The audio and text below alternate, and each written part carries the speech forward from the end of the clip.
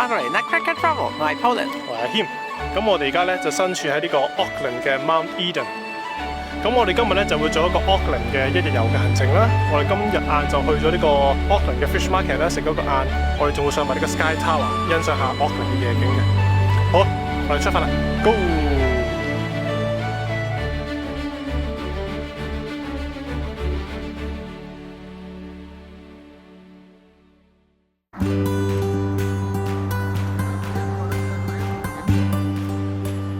嚟到紐西蘭奇異之旅最後一集，同 Hamilton 住咗3日，我哋終於要離開紐西蘭第4大嘅城市。今日嘅行程就係要玩轉紐西蘭最大城市奧克蘭。由 Hamilton 出發，揸車前往奧克蘭只需要1個鐘頭40分鐘。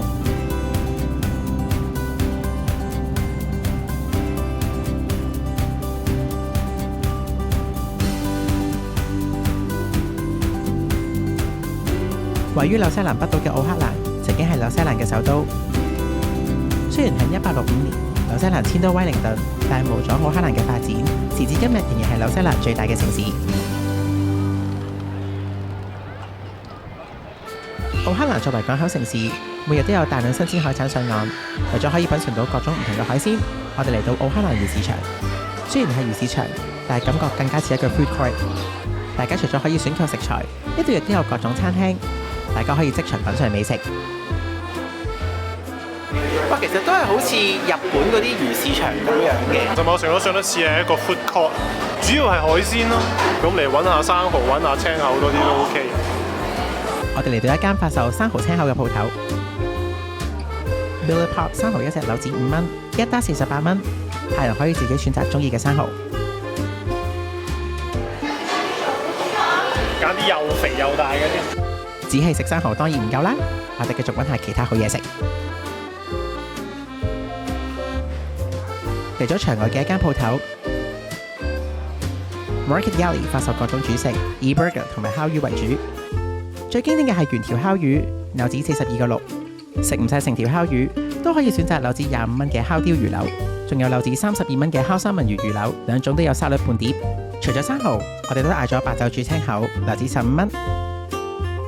魚市場都有日式刺身發售，呢盤4式刺身有元26蚊，咁大盤真係好抵食啊！哇，好味喎，海水味極濃，我覺得仲好食過喺 Queenstown 嗰個海邊食嗰個生蠔啊！青口就係熟咗嘅。我覺得個忌廉同埋嗰個酒夾得都幾唔錯。有酒喎。不過全個市場咧，我自己覺得最 highlight 嘅就係呢一條魚啊，42個6嘅紐紙啊，圍翻港紙真係差唔多200蚊。不過咧係物超所值嘅，因為個海水嘅鮮味好夠，好新鮮啊條魚。佢個 seasoning 都做得好。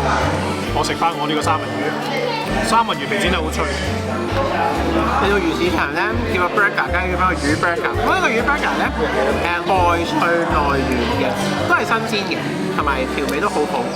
想食紐西蘭嘅新鮮海產，奧克蘭魚市場就係你嘅目的地。喺魚市場食完 lunch， 我哋就去隔離嘅海邊散下步。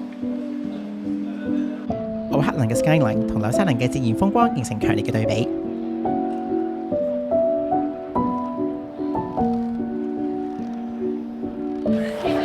呢個真係好悠閒，好多巴，跟住又有個海景，喺度整翻打生蠔，飲翻杯啤酒，一流享受。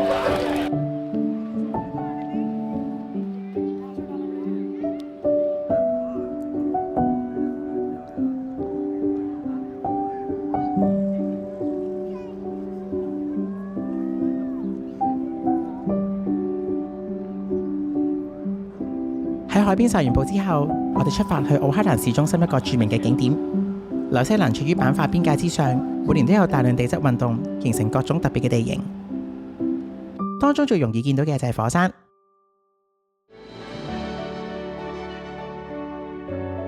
由市中心揸車出發，10分鐘就可以去到 Mount Eden。我哋而家上緊 Mount Eden， 咁 Mount Eden 咧係 Auckland 市中心入面其中一個火山嚟嘅。紐西蘭北島有大量火山活動，單單喺奧克蘭市中心就已經多達53座火山。Mount Eden 係一座碎火山，高196米，係奧克蘭地區最高嘅山峰。大家可以揸車到山腰嘅停車場，再行大約5分鐘去到山頂，係一個輕鬆嘅路程。Mount Eden 好似一個食咗一啖嘅抹茶布甸，奧克蘭嘅社區就喺火山嘅周圍，大家已經習慣同火山共存。Mount Eden 嘅火山口興建咗圓形嘅棧道，大家可以沿住火山口行一圈。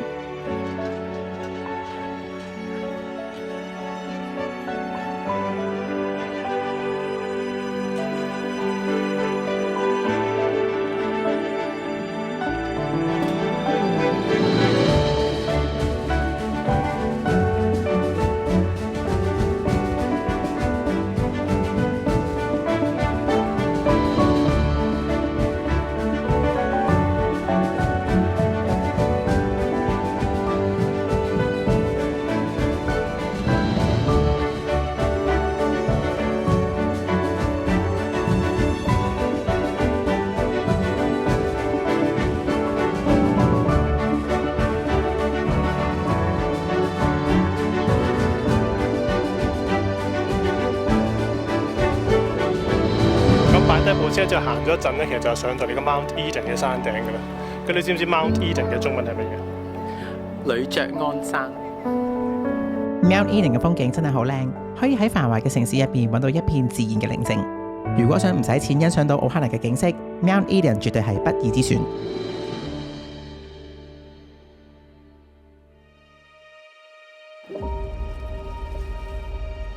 揸車翻返去奧克蘭市中心，嚟都嚟啦！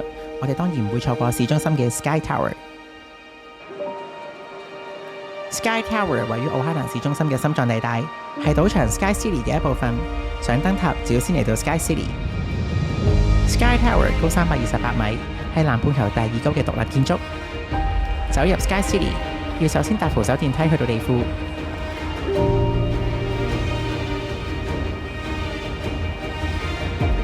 Sky Tower 嘅售票處就喺地庫入面，成人門票紐元47蚊，可以去到3層唔同高度嘅觀景台。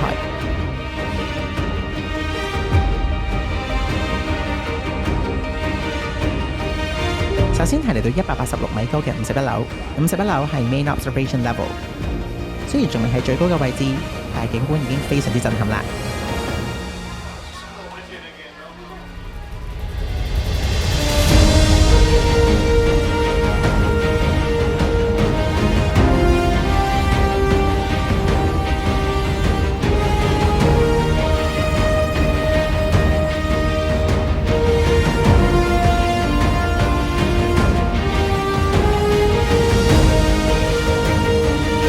51樓行咗一個圈，我哋再搭另一部 lift 嚟到220米高嘅60樓 Sky Deck。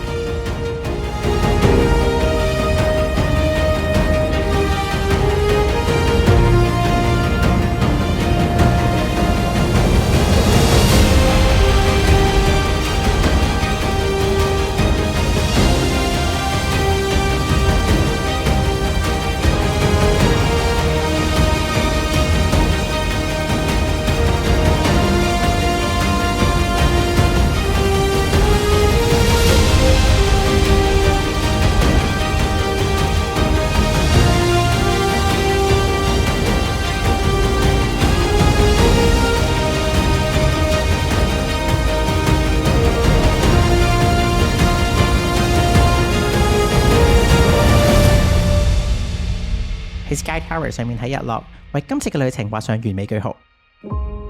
除咗觀景台，仲可以參加 Sky Jump 同埋 Sky Walk。想唔想像到由194米高嘅53樓跳落嚟係咩景象呢？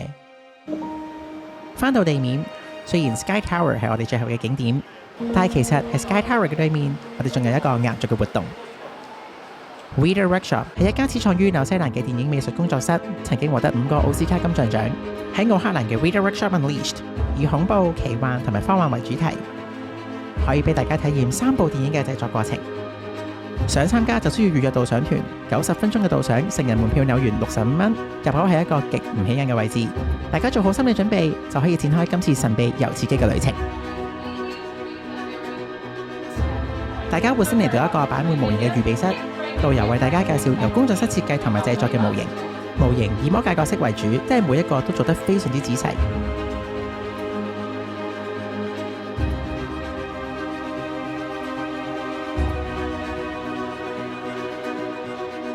So hello again everyone and welcome to the workshop. They look like a bunch of security leaks. 聽完創辦人 Richard Taylor 同埋守門員嘅講解，今次嘅旅程正式開始。第一站係一條模仿恐怖電影場景嘅走廊，然後係一個介紹製造怪獸嘅展廳，就好似頭先嘅守門人一樣，所有怪獸都係精細嘅機械人。呢度當然唔係單純嘅展覽，大家都可以互動體驗，例如俾電腦 scan 你嘅面部動作，控制人偶嘅機械關節，係一個比較先進嘅角色製作方法。當然亦都有比較傳統嘅手動機械人模型。呢個好似當年亞視播嘅解放外星人，仲有電腦嘅特效化妝。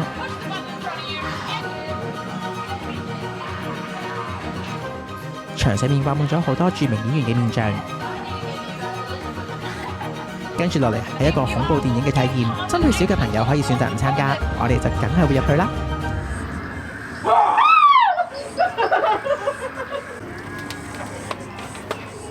會有 jump scare 嘅喎。由於呢個部分係唔可以拍攝嘅，我哋就唔劇透住，俾大家自己嚟親身體驗啦。跟住落嚟，我哋嚟到一個模擬嘅設計工作室。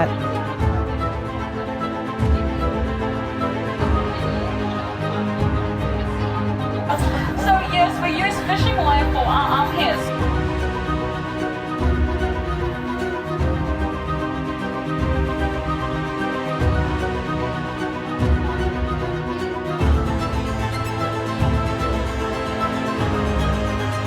除咗宏偉嘅城堡場景，仲可以俾大家體驗道具製作。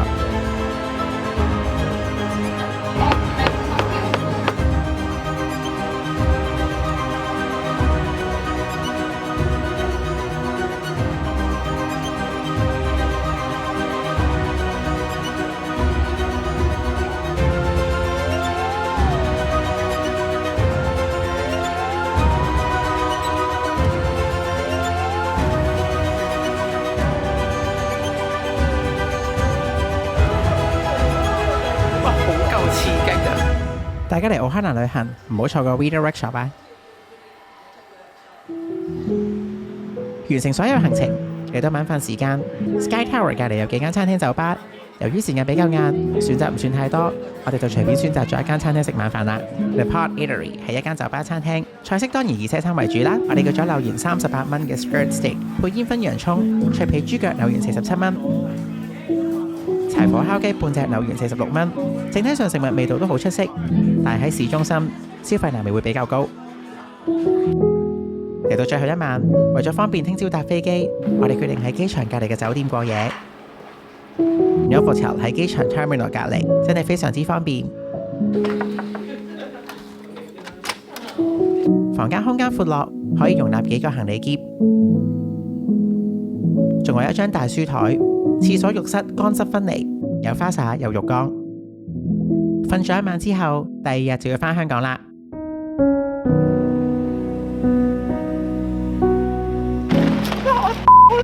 我好凍啊！準備迎接香港嘅夏天，我哋都預先着返夏天嘅衫。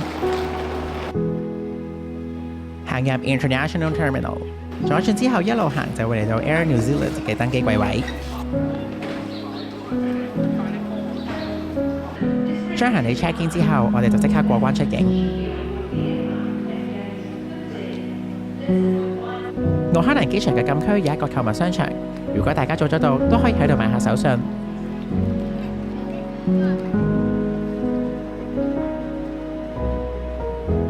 我哋乘搭嘅航班係 Air New Zealand 嘅 NZ81 由 Boeing 787-9 執飛。行程11個鐘頭20分鐘，朝頭早10點2個字起飛，預計香港時間下晝4點4到達。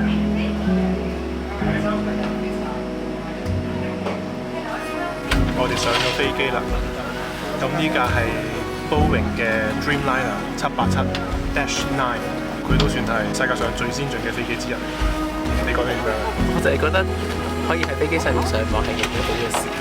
Boeing 787-9 Dreamliner 係一部廣體飛機，座位佈置係333，日間航班都有安排枕頭毛氈。如果想知多啲座位硬件嘅資訊，可以睇翻《紐西蘭奇異之旅》第一集。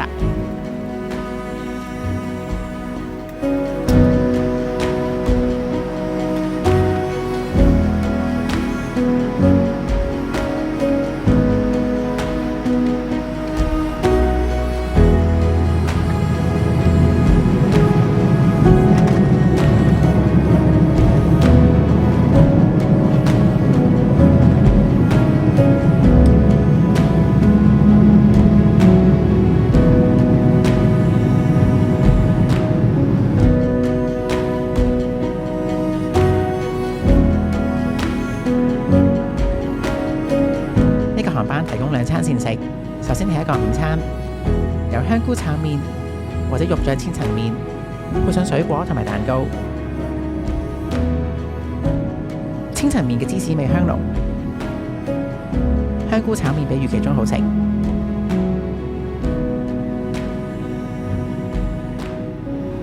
航程剩返2個鐘頭多啲，嚟到晚飯時間。晚餐同樣有2個選擇，有茄汁羊肉肉丸配薯蓉，同埋煮雞肉配白飯。主菜質素依然令人十分滿意，配有前菜同埋甜品。唯一美中不足嘅就係呢啲懶係環保嘅木餐具，真係好睇唔好使。食完晚飯，開始準備降落啦。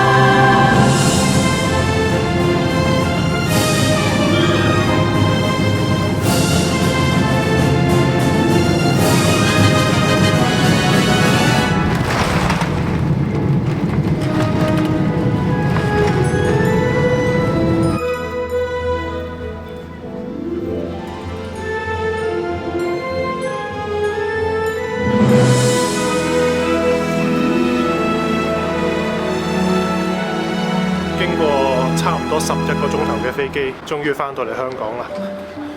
紐西蘭奇異之旅就到此為止啦。咁如果大家中意我哋嘅片嘅話咧，就記得 like、subscribe 同埋 share 我哋嘅 channel。咁如果大家有啲咩留言嘅話咧，亦都歡迎大家喺下面留低 comments 俾我哋嘅喎。講埋俾大家聽啦，下次喺日本再見。